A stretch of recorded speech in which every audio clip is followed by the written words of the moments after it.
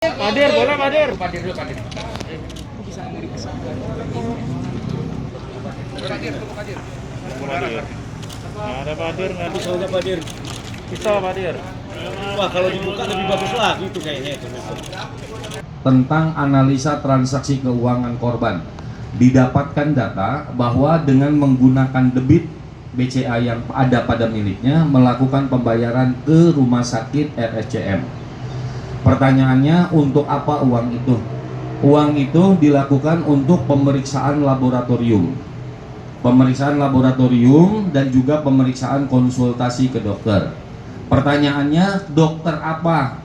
Adalah dokter ahli penyakit kelamin dan kulit. Apa yang dilakukan adalah pengecekan. Kenapa dia melakukan itu? Pasti ada keluhan. Pasti ada keluhan, kemudian dia melakukan konsultasi ke dokter. Dokternya adalah dokter ahli kulit dan kelamin. Setelah itu dia melakukan konsultasi dan kemudian disarankan untuk melakukan pengecekan. Ada beberapa pengecekan, salah satunya atas kehendaknya sendiri melakukan pengecekan positif atau tidaknya HIV. Tetapi hasil itu sampai dengan korban meninggal dunia belum sempat diambil.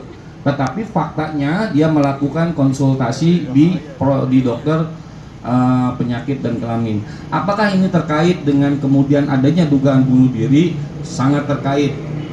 Kaitannya dengan kemungkinan munculnya depresi. Tetapi ini dijelaskan oleh ahli di bidang psikologi forensik. Walaupun ada beberapa yang sudah kita mintain keterangan dalam kapasitas sebagai keterangan ahli, keterkaitan antara faktor-faktor tersebut dengan fakta penyidikan. Kita sudah lakukan juga pemeriksaan ahli psikologi forensik, memungkinkan tidak itu terkait dengan sana.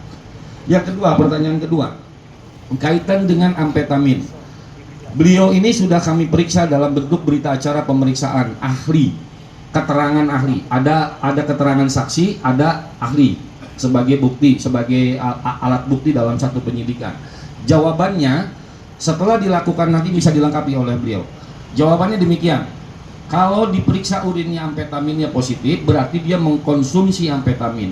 Lalu apa pengaruhnya amfetamin terhadap kejiwaan seseorang sehingga mampu melakukan satu hal yang oleh orang normal dianggap tidak mungkin, yaitu meningkatnya keberanian yang sedemikian luar biasa.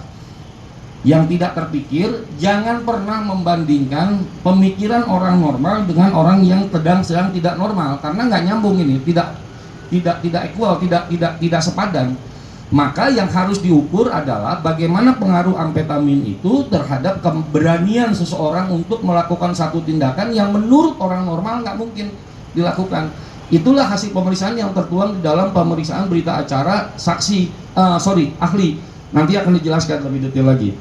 Saya mungkin langsung aja ke yang pertanyaan yang ketiganya, tentang mungkin nggak dilakukan dugaan luka yang sedemikian 2 kali atau 3 kali atau bahkan sampai kepada tenggorokan. Ini pun saya mendasari kepada fakta pemeriksaan ahli. Ahli mengatakan demikian. Setiap orang yang melakukan bunuh diri dengan senjata tajam akan selalu ada bukti permulaan, akan ada selalu luka percobaan.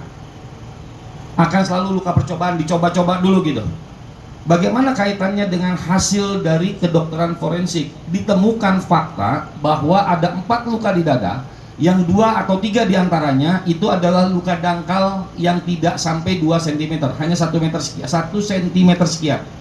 Itulah yang kemudian dianggap sebagai luka, melukai dengan percobaan. Nanti mungkin dokter yang lebih jago, saya mendasari kepada hasil pemeriksaan berita acara pemeriksaan keterangan ahli. Itu Pak Kabit ditemukan, terus kemudian dilakukan pemeriksaan dengan berbagai macam versi dari kedokteran, dari lapor, dan dari pemeriksaan saksi-saksi.